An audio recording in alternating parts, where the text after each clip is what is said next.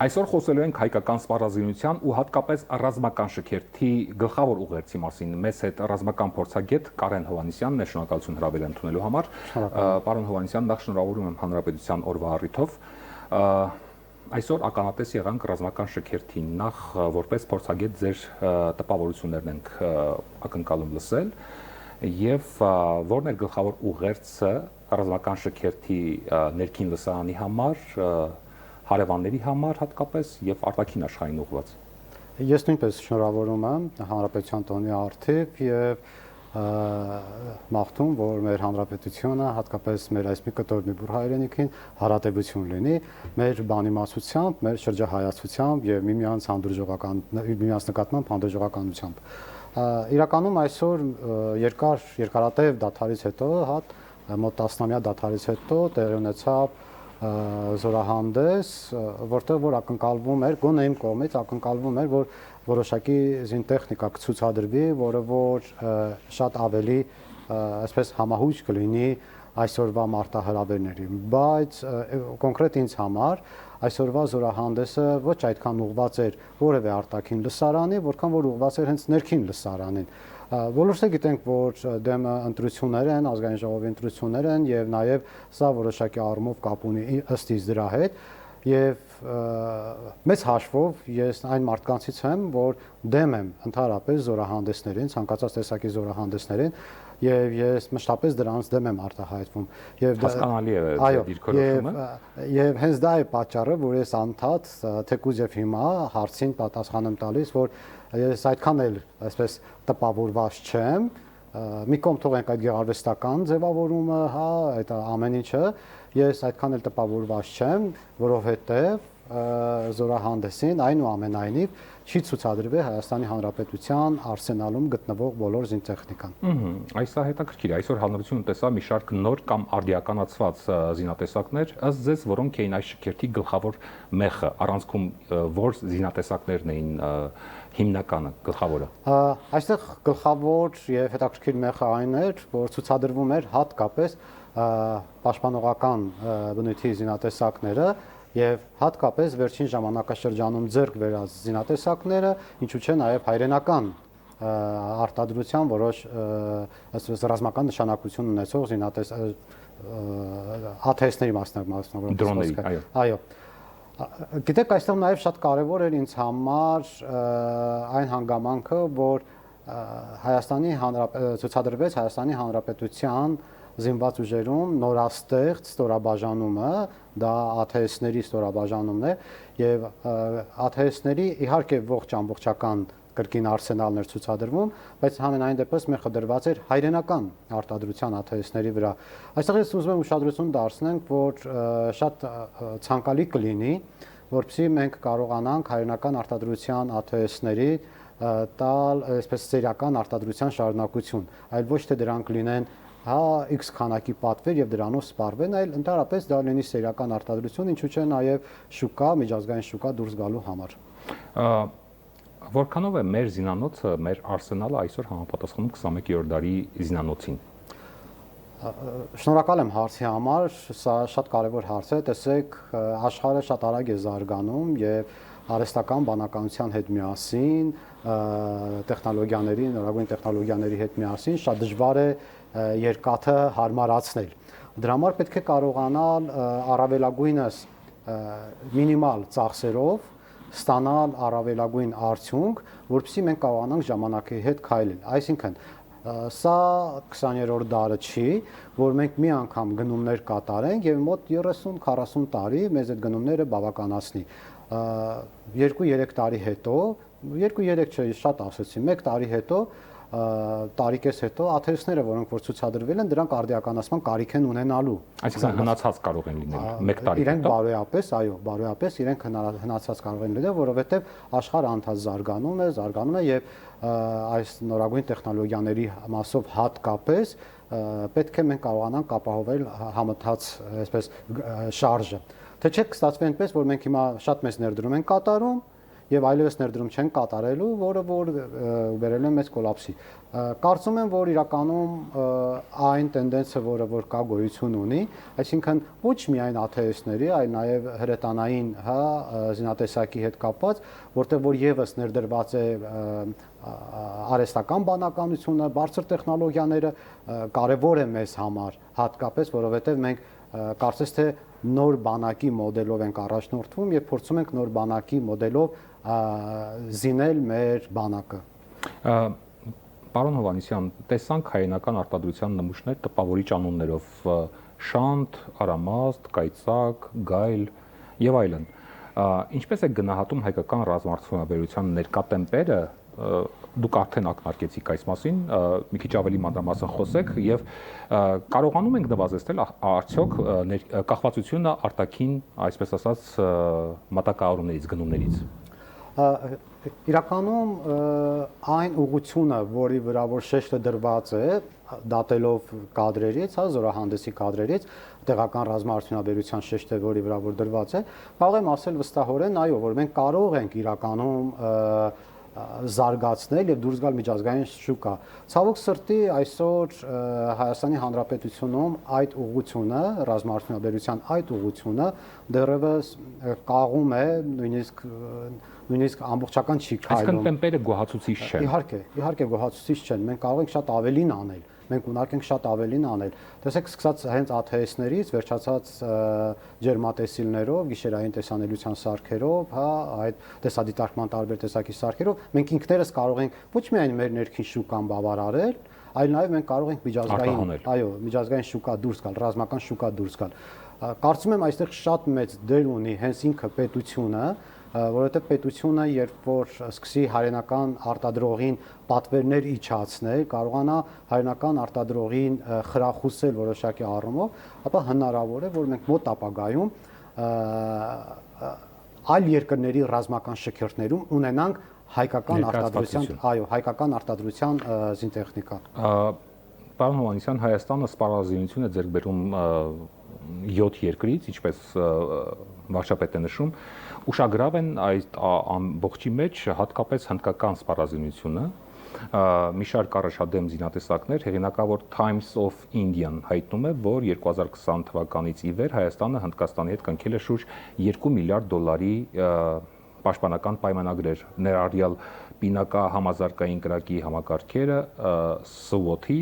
ռադիոլոկացիոն կայանները եւ ակաշ զենիթահրթիռային համալիրներ։ Հուսով եմ ճիշտ անվանումները ճիշտ կարդացի,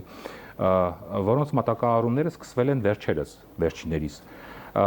Ռազմավարական եւ մարտավարական տեսանկյունից այս համակարգերը փոխում են ուժերի հավասարակշռությունը Հարավային Կովկասում։ Եթե մենք նայում ենք զուտ բնութագրերին, ապա դրանք բավականին հզոր զենքեր են եւ իրենք բավականին խոստումնալից, այսպես ասած,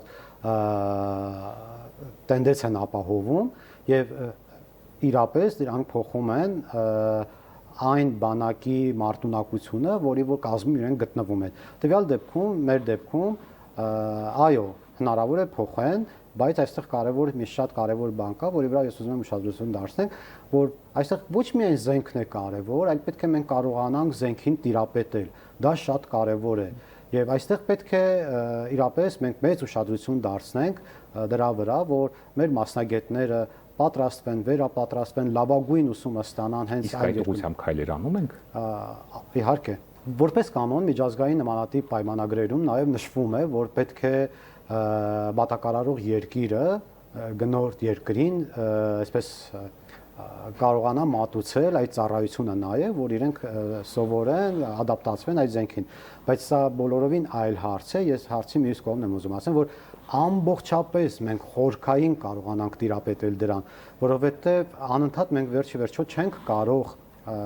գնել այդ զինտեխնիկան եւ ընդհանրապես մնացած բոլոր զինտեխնիկաները եւ մենք պետք է հասնենք նրան, որ մենք հնարավորություն ունենանք, եթե զինտեխնիկան վերանորոգման կարիք ունի, դա չտանենք Հնդկաստան օրինակի համար, վերանորոգենք, նորից բերենք Հայաստան, այլ հենց տեղում մենք ունենանք մասնագետներ, որ հենց տեղում այդ զենքը վերանորոգվի, ինչու՞ չէ որոշակի դետալներ նաեւ Հայաստանում արտադրվեն նաեւ, այո։ Եվս մեկ հարց, որ այսօր ակտիվորեն քննարկում են սոցցանցում քաղաքացիները, ռազմական գաղտնիքի գործոնի մասին է, Շատերը ասում են ինչու ենք ցուցադրում մեր ունեցած նոր զենքերը եւ բացում մեր խաղակարտերը թշնամու առջև, որպես փորձագետ խնդրում եմ բարձաբանեք այս մտահոգությունները։ Պետք էր այդ ցուցադրություն դուք նախաբանում նշեցիք, որ դեմ եք ցանկացած շքերթի եւ ցուցադրության, ամեն դեպքում արդյոք մենք մեր խաղակարտերը այսպես ասած ի ցույց ենք դնում թշնամիների առջև։ Գիտեք, կա եւ ճշմարտություն, կա եւ ուռճացված ճշմարտություն։ Իրականում հակառակորդը կամ թշնամին ինքը ցանկացած ինֆորմացիա փորձում է ձեռք բերել իր ճանապարհներով, իր խողովակներով, որքան որ հնարավոր է։ Եվ հակառակորդը հրապարակում ցուցադրված զենք զինամթերքի մասին առնվազն գիտի այն ժամանակ, երբ որ մենք կամ գնել ենք, հա, օտարերկրապետություններին, այո, կամ էլ կիրառում ենք, եւ ինքը դրա մասին գիտի։ Այստեղ բոլորովին հարցը այլ տեղ է, թվականակի մասին, պահման վայրի մասին, գործածության ժամկետների մասին, որպես ռազմական փորձագետ գաղտնիությունը դրա մեջ է հենց։ Թե չէ զենքի տեսակի մասին կամ չգիտեմ այդ զենքի տեսակը մենք գաղտնի պահենք, այդքան էլ այդպես չէ։ Բայց մյուս կողմից էլ նաև ուզում եմ հավաստիացնեմ, որ զորահանդեսում ինչ ցուցադրվել է, դա ամբողջը չէ, եւ այստեղ ես ուզում եմ նաև ուշադրություն դարձնենք նրա վրա, մեր խոսքի սկզբում էլ ես ասացի, որ հատկապես պաշտպանողական բնույթի զինտեխնիկա է ցուցադրվել եւ հատկապես վերջին ժամանակաշրջանում ձեռք բերված եւ մեր երկրում արտադրված զինտեխնիկա։ Հանրության շրջանում նաև հետեւյալ հարցն է շրջանառվում սոցցանցում հատկապես գրում են մարդիկ, որ լսում ենք միլիարդավոր դոլարների պայմանագրերի ու նոր համակարգերի մասին, բայց որքանով է այդ ամենը արագ եւ արդյունավետ հասնում հենց առաջնագիծ դիրքերում կանգնած զինվորին։ Այս նոր տեխնոլոգիաները ներդրվում են մեր ամենօրյա մարտական հերթապահության մեջ, թե դրանք դեռևս թիկունքային զորամասերում են։ Շատ կարևոր է այստեղ հաշվի առնել այն փաստը, որ դեռ դա բանակը անդադ զարգացման process-ում է, անդադ գործողություններ են տեղի ունենում, ես նաև մեր խոսքի զրույցում ասացի, որ գոյություն ունի բարոյական մաշվածություն կոչվածը, եւ որովհետեւ մենք համահունչ լինենք, կարողանանք հենց առաջնագծում ապահովել այնպիսի իրավիճակ, ինչպիսին հարիր է 21-րդ դարի ցանկացած պետության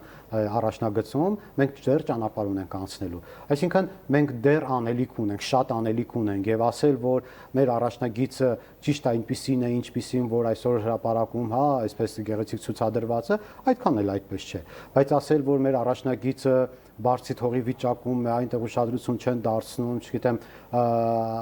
այնտեղ այն մի քանի տասնամյակ առաջվա նման, հա, տարաներով են ինչ որ պահպանվում, այդքան էլ այդպես չէ։ Բնականաբար գործողություններ են տեղի ունենում, բնականաբար ինժեներական աշխատանքներ են տեղի ունենում, նոր տեխնոլոգիաներ են տեղադրվում, հատկապես տեսադիտարկման համակարգեր են տեղադրվում, այնպես որ գործողությունը ընթացքի մեջ է։ Պարոն Հովհաննիսյան, եթե ուղիղ ասենք, այս զինատեսակներից կան այսօր դիրքերում, թե դրանք այս զինատեսակները ինչ գործ ունեն դիրքերում։ Ընդհանրապես սրանք գործ չունեն դիրքերում եւ մարտավարական առումով որևէ մեկը կասի, որ պետք է սրանք դիրքերում լինեն, ուրեմն ինքը ռազմական գործիչ չի։ Դրոնները չկան։ Իրեն գործ չունեն դիրքերում։ Այդ դրոնները նախատեսված են կամ ռազմական գործողությունների ժամանակ, կամ հետախուզական աշխատանքների պաշտպանական զենքեր էին սա։ Տեսեք, հետախուզական գործողություններ իրականացնելու ժամանակ են դրանք հարկավոր։ Ինչ գործ ունի, այսպես համեմատաբար խաղաղ շրջանում է դրոնները առաջնագծում, որպեսզի հայտնաբերվելը եւ խոցելը ավելի հեշտ լինի թշնամուն կամ հակառակորդին։ Այնպես որ չէ, հիմա դրանք, այսպես ասենք, չկան, բայց մշտադիտարկում իրականացվում է, շատ փակագծեր չբացեմ, մշտադիտարկումներ իրականացվում են բոլորովին այլ մեթոդներով։ Զուտ հանրության մտահոգությունները փարատելու համար են։ Բայց գիտեք, հանրությունը, եթե մենք հանրության մտահոգությունների հետևից գնանք, ապա մենք ստիպված ենք լինելու անդադ կամա թե ակամա ռազմական գաղտնիքների մասին խոսել, անցնել ռազմական գաղտնիքների վրայով եւ բացահայտել դրանք, որը որ ես ճիշտ չեմ համարում։ Ոչ ոք չի ուզում դա։ Եվ պարոն Հովհաննիսյան, վերջին հարցը շքերթը ցույց տվեց մեր ունեցած պոտենցիալը, ինչպես դուք արդեն նշեցիք, մի մասը ընդամենը, սակայն ռազմական բալանսը պահպանելու կամ թելադրելու համար, որ ուղղություններով պետք է շարունակենք աշխատանքը, զարգացնել մեր բանակը առաջիկա 1-2 տարիներին գոնե այդ կտրվածքով։ Ելնելով մեր տարածաշրջանի առանձնահատկություններից, վստահորեն կարող եմ ասել, որ մենք անհրաժեշտություն ունենք հեռահար եւ հեռահար հրթիռների հետ կապված, որովհետեւ մեր տարածաշրջանի առանձնահատկությունը եւ հատկապես մեր հարևանների այսպես արսենալում եղած զենքզինամթերքի առանձնահատկությունը բերում է դրան նաև շատ կարևոր եմ համարում եւ դրանի այդ փաստից նաև շատ ողջավորված եւ ուրախացած եմ ATS-ների ստորաբաժանման ստեղծմանը, որովհետեւ հենց ATS-ներ այս դարը ATS-ների դարն է կամ այսպես ասենք ռոբոտների դարն է, արհեստական բանականության դարն է եւ շատ ողջավորված եմ այդ փաստով, որ